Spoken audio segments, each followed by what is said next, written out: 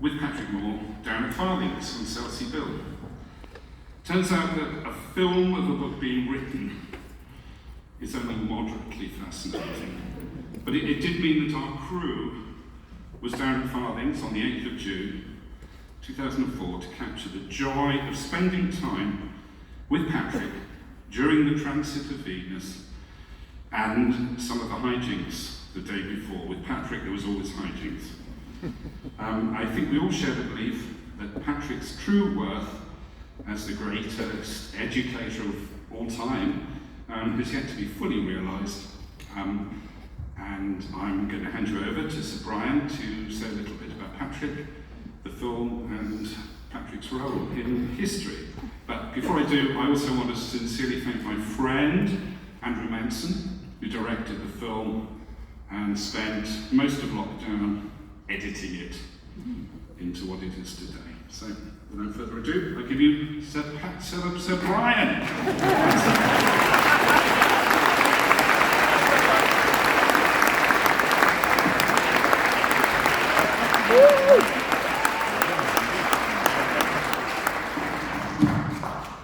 Thank you, Robin. Hello, Astrofest folks. Hello. Is it good to be back?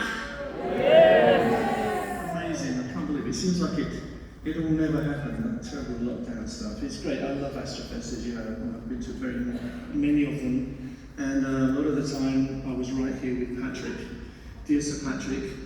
And I know some of you, a lot of you know Sir Patrick and remember what an amazing man he was. But I thought for those of you who weren't so familiar with him, perhaps the younger people here, I could give a little kind of thumbnail sketch of what this man actually was. First of all, can I just say, can we do a big thank you to Stephen Young, who has pulled this off once again. It's amazing.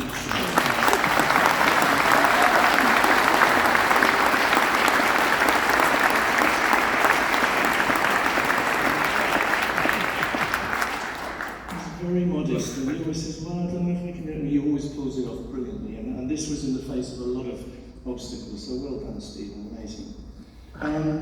I always feel a bit humble, actually, coming and speaking, I feel a little nervous because so many of you know so much more than I do about astronomy, and this kind of imposter syndrome thing.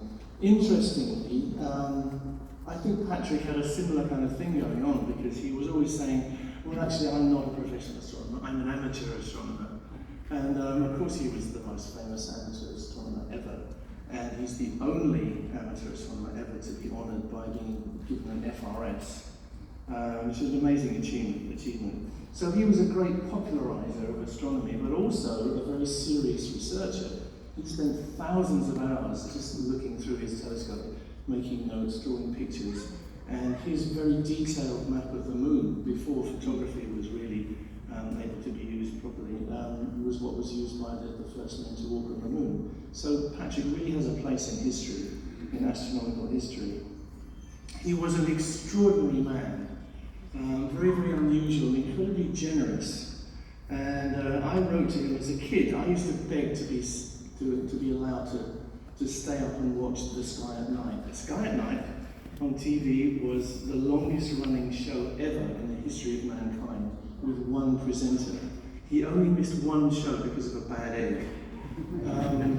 Apart from that, he was there for every single show, and he was a legend. I think if you talk to any astronomer of our generation, and you ask them, why are you in astronomy? They'll say, because of Patrick Moore. Patrick Moore inspired us. He made us get excited about what was out there. He made us actually go out there and look at the night sky. And we all clustered around our TV sets to be told what it all meant by Sir Patrick. He's the last of a breed. You're going to see in this film, you'll see him.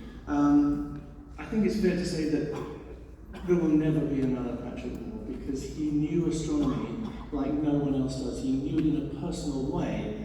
So if you asked him, where's Aristarchus on the moon, he could describe how you could walk to it from somewhere else. He kind of saw it all in his mind. He knew the planets like the back of his hand. These days you can't do that because the volume of astronomy knowledge is so vast. But Patrick was one of the last people who you could ask him any question, and he would give you the answer, not by going to a book, not by going to the internet, it didn't exist. It was all in his mind. He's an extraordinary man. And I just want to tell you, he was such a generous man as well. If you wrote to him, you would always get an answer.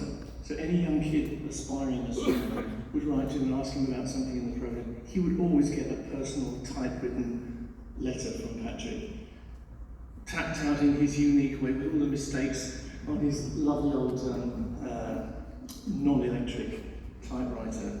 And I was one of those people. I wrote to him as a kid and asked him what the introductory music to the Sky at Night was. And he wrote back personally and said, yes, it's At the Castle Gate from Pelléas and Pélisande by Sibelius, and I rushed out and bought the music.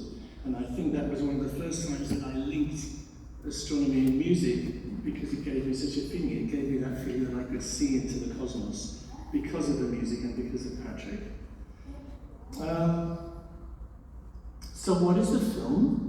Well, we were lucky. A few of us here were lucky enough to be friends with Patrick, and he became a kind of beneficent uncle to us, I think, or a leader. I think we were all kind of disciples, and we would go down to his house in Selsey for various events, like a meteor shower, or because we were writing a book or something. We were lucky, those of us lucky enough to work with him. And this particular event that you're going to see now was a transit of Venus. Now, transit of Venus is not something spectacular. It's not something glorious that you can take wonderful photographs of, like a total eclipse of the sun or a fireball or whatever, you know. It's a little black dot going across the sun, as you know. But previous to this event, which is 2004, the previous one, I've got it here, was it 1890? It was more than 100, wait a minute, it says here, 1882 was the previous transit of Venus. It's a rare event.